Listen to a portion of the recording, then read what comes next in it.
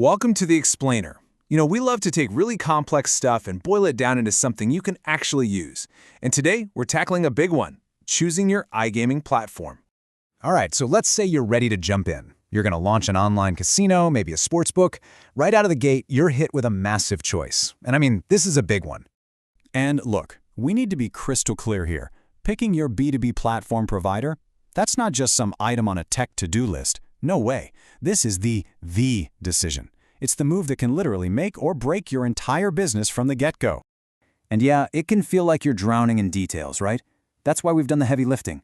We took a giant 50-point expert checklist and boiled it all down to just 3 core pillars. This is going to be our roadmap from total chaos to crystal clear strategy. All right, let's get into it. Pillar number 1. We're going to start where it matters most, with your player. Think of this as the front of house. Everything they see, touch, and feel about your brand. So this right here, this visualizes what is maybe the most important funnel you have, that first hour for a new player. We're talking a super smooth sign-up, a quick KYC, the Know Your Customer check, and then making that first deposit completely painless. Your platform absolutely has to let you tweak and perfect this whole flow. If it's clunky, you're just bleeding cash from day one. And this just lays it all out, doesn't it? It's a tale of 2 platforms. On one hand, you've got flexibility. You can build custom funnels, you can A/B test everything, you can offer cool dynamic bonuses. Then on the other side, you've got rigidity, a clunky one-size-fits-all box that makes you look like everyone else. I mean, it's pretty obvious which one gives you a fighting chance, right? So these tools, they aren't nice-to-haves. They're your arsenal. You need full localization for language and payments. You need bonus mechanics that are actually flexible. You need a way to A/B test to see what works. Without this stuff, trying to compete in a place like Latin America or Asia, forget about it. You just can't. Okay, on to pillar 2. We've talked about the storefront, now let's go into the engine room. This is the back of house, the technical core that makes everything tick. It's the stuff your players never see, but trust me, they'll feel it and you'll feel it when it breaks. And right away, you hit this key distinction, monolithic versus modular. Think of a monolithic platform like an old car where everything is welded together. A modular one is like building with Legos. You can swap pieces in and out. This one choice has a massive impact on how stable, fast, and future-proof your business is. And here's why you should care.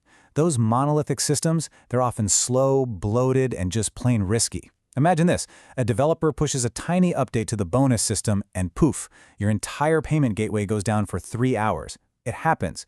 With a modular system, the problem stays contained. It's just so much safer. Honestly, for a B2B operation, monolithic is a risk you just don't need to take. I love this quote because it's so true. If you don't have access to your raw data, you're flying blind. Period. How can you improve anything if you don't actually know what your players are doing? You can't. It's impossible.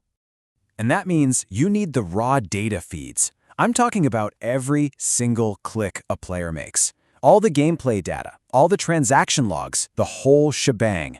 You have to demand the ability to get this raw data out of the system. It's the only way you'll ever really understand what's going on.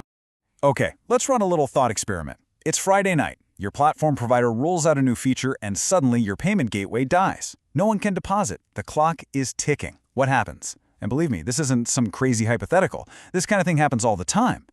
The only acceptable answer is this. They need to be able to hit a kill switch for that feature, just for you, instantly. A rollback. If they can't do that, if their fixes will get to it on Monday, then your revenue is held hostage. That's a deal breaker. It's just not a risk you can afford to take. All right, that brings us to our third and final pillar. We've talked about the player-facing stuff and the engine underneath. Now let's talk about the partnership itself. The people, the money, the relationship you're building. Okay, see this number? 250 euros an hour. This is the trap. Some companies will get you in the door with a super low setup fee, and then bam, every little change you need costs a fortune in developer hours. It's a classic bait and switch. So you have to ask this question before you sign a single thing.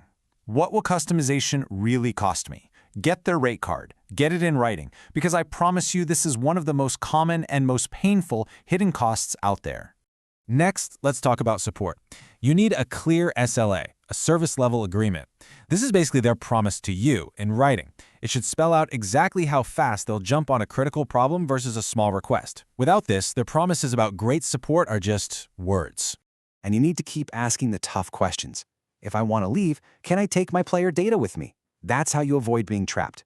Is your billing model 100% transparent? That's how you avoid nasty surprises.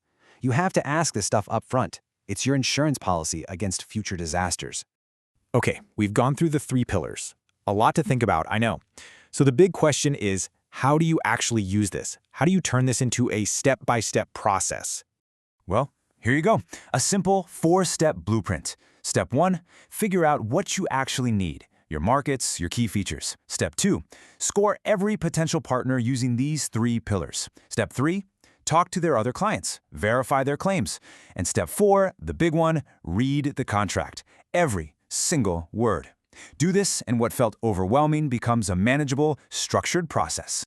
See, it always comes back to our 3 pillars: the player journey, the bulletproof engine, and the smart partnership. If you focus your questions and your scoring on these 3 things, you'll be able to see past all the marketing fluff and make a choice that actually works for you in the long run. Which really leaves you with one final question to ask yourself.